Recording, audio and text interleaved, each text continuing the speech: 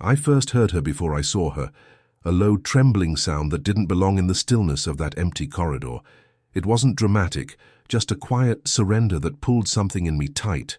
I followed the sound with careful steps, not out of curiosity, but instinct. When I found her, she was sitting on the floor by the supply closet, knees drawn up, her head down. "Don't," she said, without looking up. "Please, just go." I should have walked away. Most would, but I didn't. "I'm not here to fix anything," I said. "I just heard you." She lifted her face then, red eyes shining with something older than pain.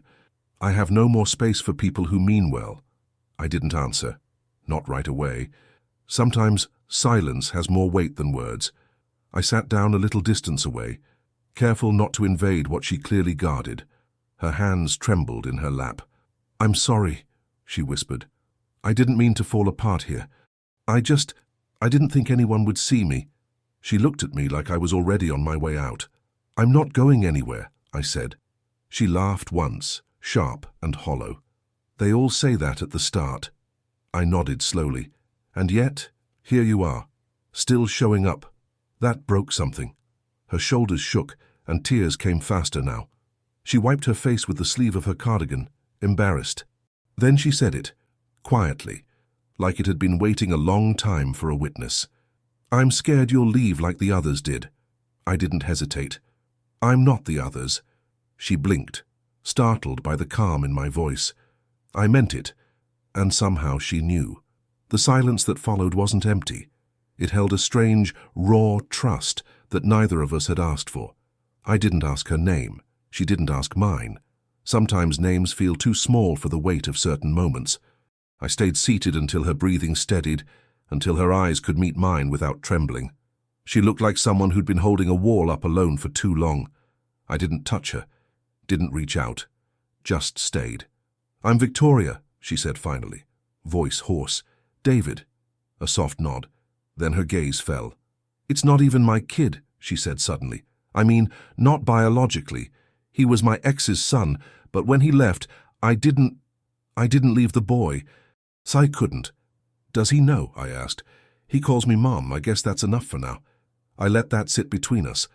There was no right thing to say, only the truth of her loneliness, the depth of her choice. Not everyone stays when they're not required to. But she had.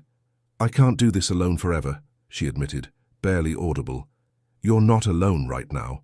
She didn't smile, but something in her face loosened, like she'd been holding her breath and finally let a little out. Her eyes lingered on mine, searching, cautious. I didn't offer comfort, just presence, and it was enough. When the janitor's cart turned the corner at the far end of the hall, she stood, wiping her hands on her jeans like she had to switch masks again. She glanced down at me, hesitant. "You always sit with crying women in hallways." "Only the ones who ask me to leave." She almost smiled.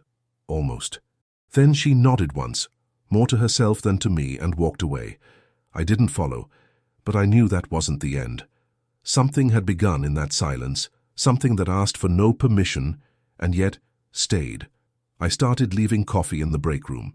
Just one extra cup next to the machine, still hot when she arrived. No name, no note, just there.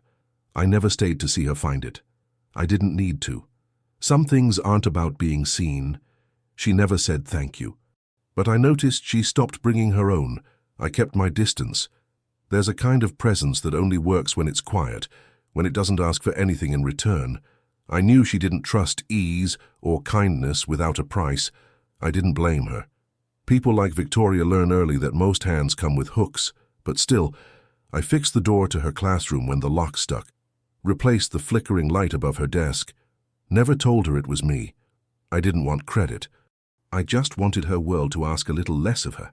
One afternoon, I found her in the teacher's lounge, staring into a cup she hadn't touched. "He's having nightmares again," she said without looking up. "Last night, he screamed for his dad, the one who doesn't call anymore." I sat down across from her. She didn't flinch, didn't ask why I was there. That felt like permission enough. "I told him," she continued, voice dull, "that some people don't know how to stay. That it's not about him. But how do you explain abandonment to a 6-year-old without making it sound like a defect?" "You don't," I said. You show up. Every morning, every bedtime, every nightmare. And one day, he believes the presence more than the absence. Her fingers tightened around the cup. That's what I'm afraid of. That I'll be the one he believes. And I'll mess it all up. You're not messing it up. You don't know that. No, I agreed. But I know what it looks like when someone gives up. That's not you. She stared at me for a long time then, like she was trying to measure the weight of my certainty, to see if it could hold. Why are you doing this? She asked. I didn't answer right away. I looked at her, really looked. The exhaustion that didn't come from lack of sleep, the way her eyes held walls that had been tested too many times. Because you look like someone who never got to fall apart properly, I said. And that kind of strength, it deserves a place to rest. She looked away. The silence stretched, but it wasn't empty. It felt full of things we didn't know how to name yet. I keep expecting you to disappear, she said quietly. I won't promise anything, but I'm here now. She nodded, almost imperceptibly. Then softly, he asked if you were my friend. What did you say? I said I didn't know yet.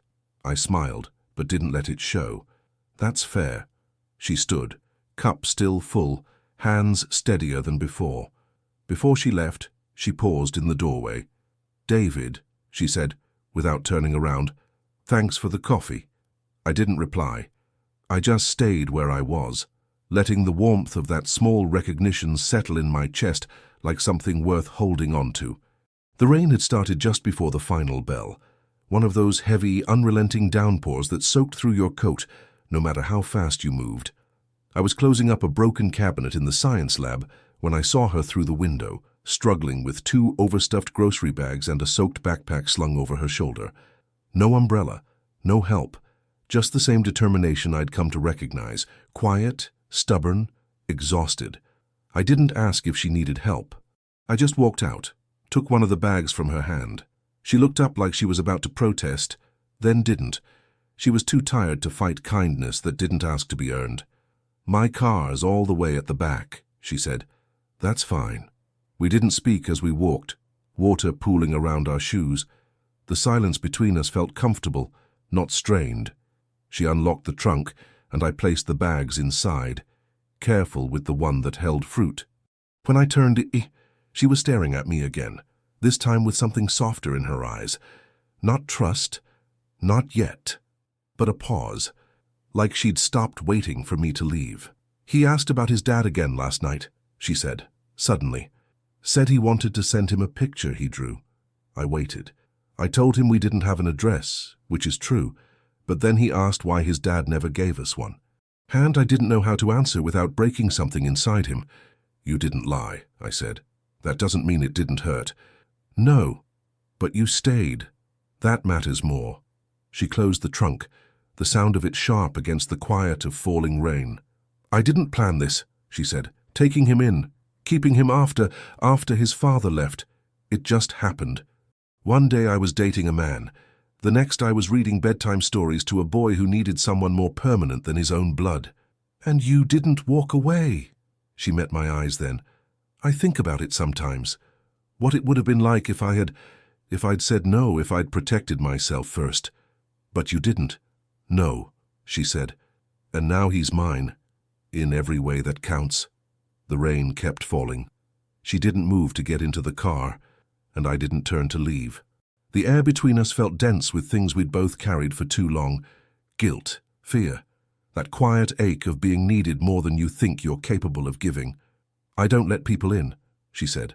Not really. I noticed. Then why are you still here? Because I don't need to be let in to see that you're worth staying for.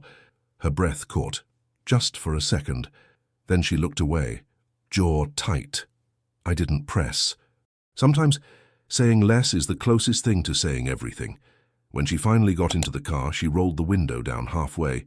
Same time tomorrow, she asked. Sure.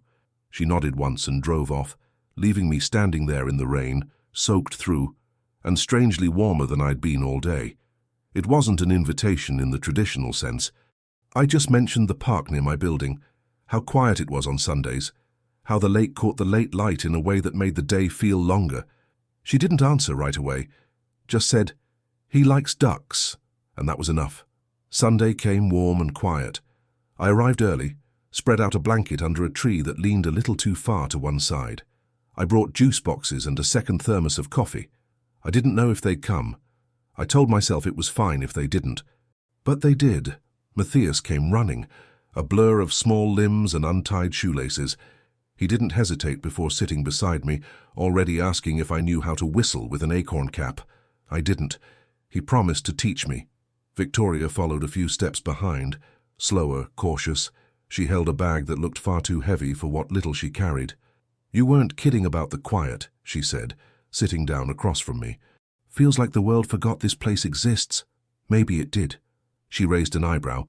"You say that like it's a good thing. Sometimes being forgotten gives you space to remember who you are."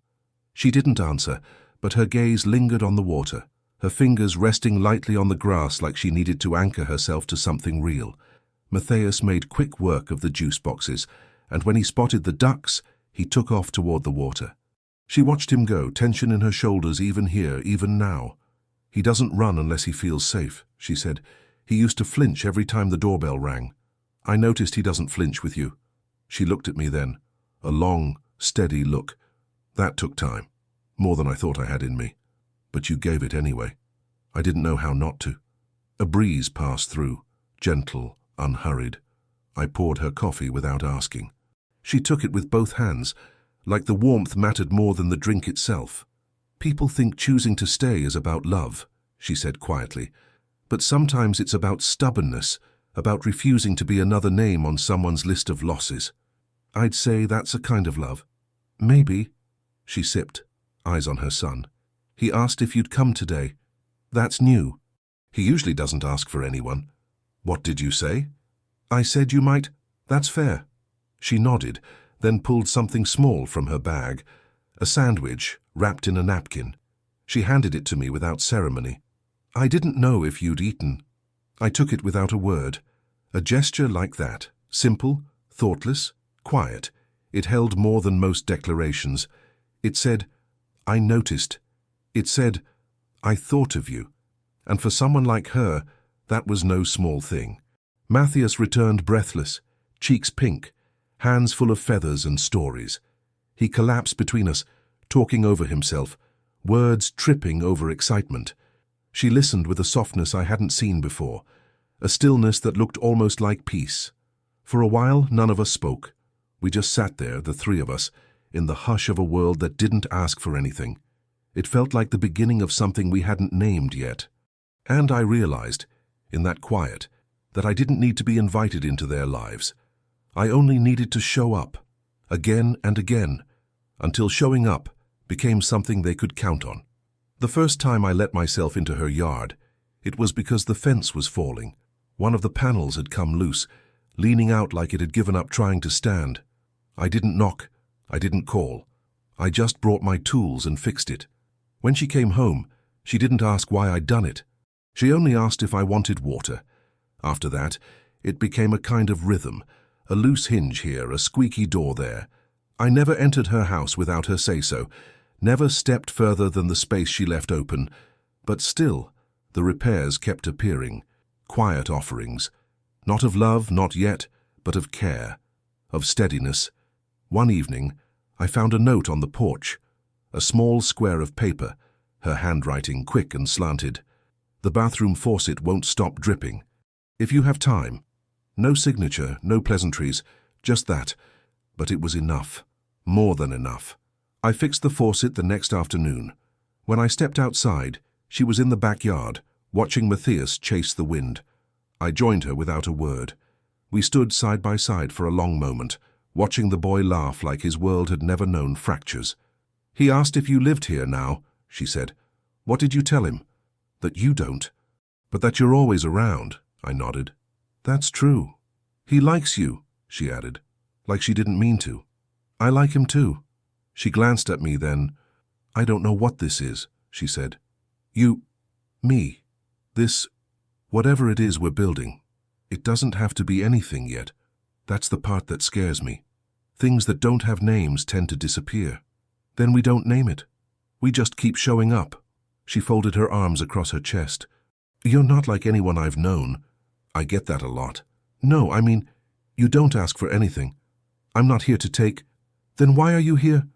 I looked at her then, really looked, at the tired lines she tried to cover with confidence, at the way she kept bracing for a disappointment that hadn't come yet. Because you matter, I said simply, and maybe no one ever stayed long enough to say that in a way you could believe. She didn't answer. But she didn't look away. Inside, Matthias was calling her name, his voice bright with some discovery he couldn't wait to share. She turned toward the house, then paused. There's a drawer in the kitchen that sticks, she said. Has for months. I'll take a look. She hesitated, then added, You don't have to. I know. I watched her go, noticed how her shoulders sat a little lower now, how her pace didn't carry the usual weight.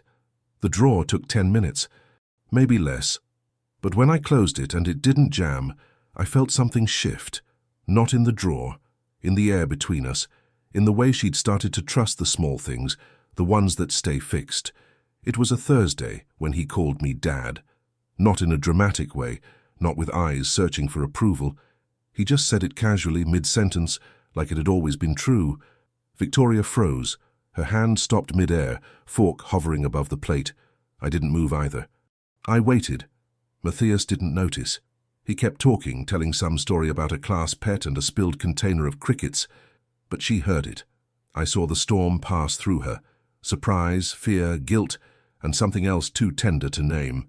Later, after he'd gone to bed, she sat across from me at the kitchen table. Her fingers were wrapped around a chipped mug she hadn't sipped from. The silence between us wasn't tense, just full.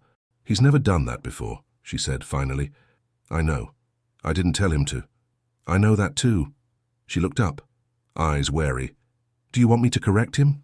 No, she swallowed. I don't want to confuse him. I'm not confused. But he might be. Or maybe he's just naming what feels safe. She flinched at that, then sighed. He doesn't know what safe looks like. Not really.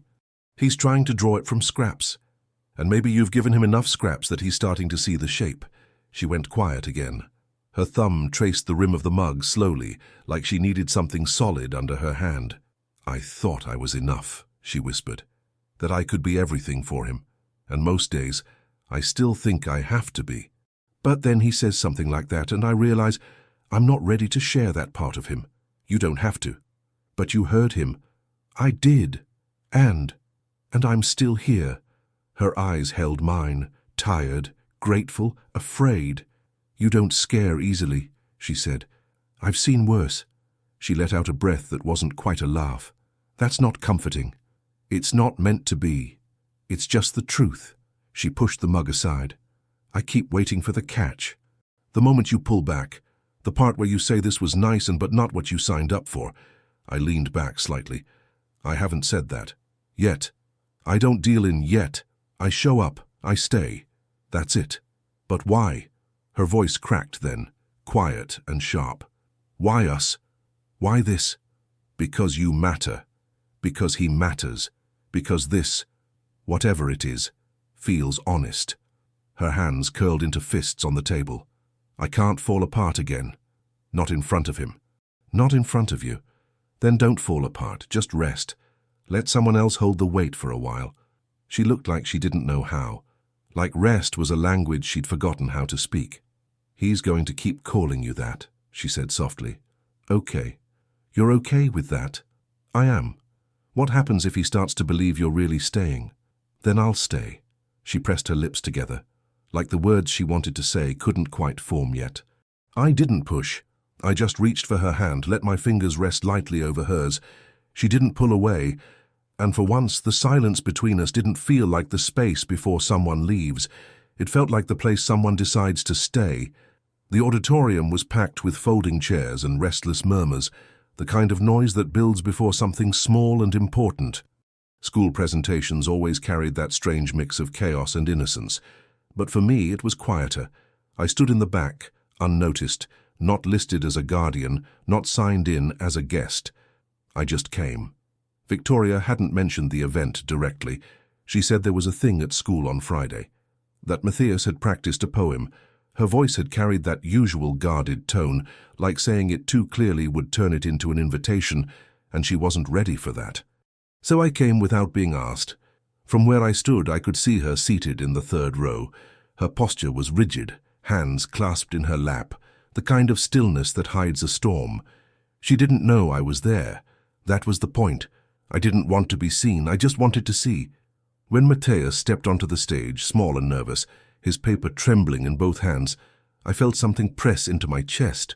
He found her in the crowd, eyes locking with hers like it was the only thing keeping him upright. She smiled, soft and sure, and that alone gave him courage. He read each line slowly, stumbling once near the end, but not falling. When he finished, the applause came easy. He scanned the room again, uncertain, searching for something. I didn't move, just nodded once when his gaze passed me. I think he saw me, or maybe he just felt me there. Afterward, the crowd dispersed. Parents gathered their children, laughter and praise filling the halls. I waited near the exit, not expecting anything, just holding the quiet. She found me on her way out. "You came," she said, more surprised than anything. I did. Why? He didn't say it, but he wanted me to be here. She studied my face. "You really don't need a reason, do you?" "No." She exhaled, long and low. "He looked for you after the poem." "I know. He kept turning around. I didn't want to hope he'd find you." "But he did." She nodded. Her eyes were softer than I'd seen them in weeks. "He thinks you're part of this now." "I am." "That doesn't scare you." "It should. Maybe. But it doesn't." She looked away, then back at me, like she was trying to balance something inside herself. I used to measure people by how quickly they left. And now, I don't know. You're throwing off my system. I can live with that. For a long moment, we just stood there, surrounded by the noise of other people's lives. Her fingers brushed mine, unintentionally at first, then with quiet certainty. "You didn't even say goodbye when you left last time," she said. "I didn't think it was a goodbye." It wasn't.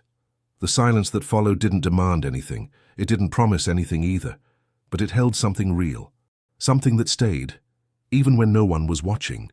It was late, and the house was quiet in that particular way that only comes after a long day. Doors closed, dishes done, lights low. I sat on the floor, back against the living room wall, a blanket folded beside me and the sound of a distant washing machine filling the silence like a lullaby. I hadn't meant to stay so long, but I hadn't meant to leave either. Somewhere along the line, the hours had stopped being counted. Victoria came down the hallway barefoot, her steps light but deliberate. She looked tired, not just in the way of sleep, but in the way of people who've carried too much for too long without setting any of it down. "He finally slept," she said, settling on the edge of the couch, took 2 stories and 3 glasses of water. "He's lucky," I said. She looked at me, one eyebrow raised. "To have someone who doesn't give up when it takes extra effort." She didn't smile, but her eyes held something close to it. "I don't think it's about effort anymore," she murmured. "It's just life now. Ours." I nodded. She reached for the folded blanket beside me, then paused. "You always sit like that on the floor, like you're waiting for someone to ask you to stay." "I don't wait." "No, I just don't assume." Her hand hovered over the blanket a second longer, then she pulled it into her lap. "You're careful. I noticed that. You've earned careful." She looked away then. "That's the problem. I don't want to have to earn everything. Not anymore." I didn't answer. Some truths don't need responses. They just need to be heard. "I've been bracing for the part where you say this is too much," she said, voice lower. "That you didn't sign up for the weight of someone else's life. I never asked for less. That's what scares me." "Why?" "Because if you mean it, if you actually mean it, then I don't have any reason left to keep you out." I sat still, hands resting on my knees. "You don't have to let me in all at once. Just stop locking the door from the inside." She stared at the floor for a while, then said quietly, "I don't know how to be chosen without being tested. I'm not here to test you, I'm here to choose you." That landed differently. She exhaled like the breath had been trapped in her chest for years. "I told myself I didn't want this," she whispered, "that I was fine alone. But it wasn't true. I just got good at surviving what I couldn't fix." I shifted slightly, not to move closer, but just to let her know I hadn't moved away. "You don't need fixing." She looked at me again, eyes rimmed with something raw. I just don't want him to get hurt. If this falls apart, then I'll be the one to explain it to him, not you." The silence that followed wasn't empty. It was full of decisions being made without ceremony. She didn't say yes. She didn't ask me to stay.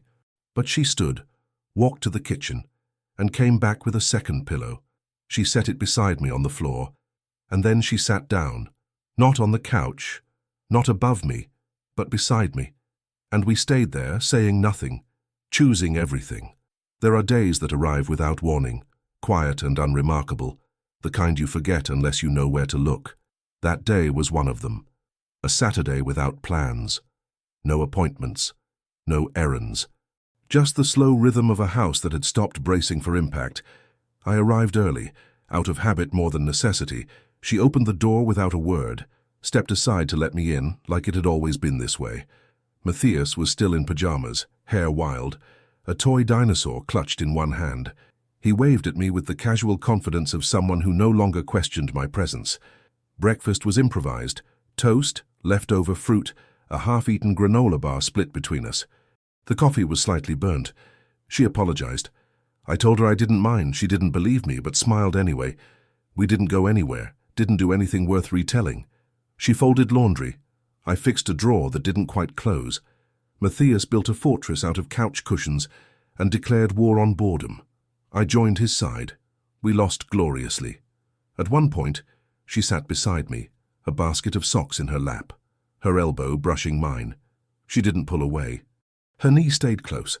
That meant more than any speech could have. Later, while Matthias napped, she handed me a book from the shelf and asked me to read aloud. Not for her, she said, just for the sound. So I did. My voice filled the space between us, steady and unhurried. She listened with her eyes closed, breathing slower than I'd ever seen. There was no confession, no turning point, no music rising to mark something important. Just a shared blanket, 2 chipped mugs, the scrape of utensils against mismatched plates. At dusk, we stepped outside. The air was cool, the sky soft. Matthias ran in circles, chasing shadows. She stood beside me on the porch, arms crossed, face unreadable. "He didn't cry today," she said. "That's good. It's rare." He laughed a lot. She nodded. "He's learning peace. So are you." She didn't argue. "You're not waiting for me to leave anymore," I said. "I'm still afraid you will. But you're not bracing for it." She turned to me. "I've never had a day like this." "Like what?" "Where nothing happened. And still, everything felt okay." I didn't reply. I didn't need to. She leaned against my shoulder, not fully, just enough to rest, and we stood like that until the streetlights blinked on and the quiet folded around us like a promise. Some days change everything, not because of what happens, but because of what doesn't. Because the silence doesn't feel empty, because the door stays open, because you find yourself smiling for no reason at all. It was near the end of a warm week when she told me about the job offer. The school in another city, a few hours away, had called. A better position, steadier pay, a cleaner break from everything that had once broken her. She didn't bring it up like news. She delivered it like a question. We were sitting on the back steps, Matthias already asleep, the quiet holding space between us like it always did. Her fingers traced circles along the rim of her glass, not drinking, just moving. "They said they'd give me time to think," she said. "How long?" "A week. And what are you thinking?" She didn't answer right away, just stared into the yard, where the grass had finally started growing in again. "That I want to do what's right for him, for us. And I don't know what that is." "You think I'm part of that equation?" She looked at me then, not surprised, just raw. "Aren't you?" I didn't speak for a while, not out of hesitation, but because I wanted to choose the right words, not just the first ones. "I've never asked you to stay," I said, "and I'm not going to start now. I know. But I don't want to be the reason you go either." "You're not." "Good." She shifted slightly, pulling her knees up. "What if I asked you to come?" That stilled something inside me, not because I hadn't thought about it, but because hearing it meant she had. "Would it be for the job?" I asked, "or for something else?" "For both." I nodded slowly. "Then you're not just asking me to follow, you're asking if I choose this, you, him, the unknown." "Yes." I leaned forward, elbows on my knees. There's no version of this where I stay behind. Her eyes closed, like the weight of those words needed somewhere to settle. I'm scared. So am I. But you'd come? I already have. She let the silence breathe between us again. Then she reached out, not just to touch me, but to hold on. Her fingers slipped into mine, anchored and unsure all at once. I never thought I'd be someone worth building a life around, she said. You didn't have to be. You just had to be someone I wanted to build with. The porch light flickered once and then steadied. She rested her head against my shoulder, and neither of us moved. There were no promises spoken, no declarations made, just a shared understanding that we were already stepping into something new. Later, when I helped her close the windows for the night, she said it as I passed her the last latch. We'll figure it out, right? Yes, I said. We already are. And that was it. No grand ending, no turning point that screamed of finality, just the soft beginning of something we hadn't named but had chosen, quietly, fully, together.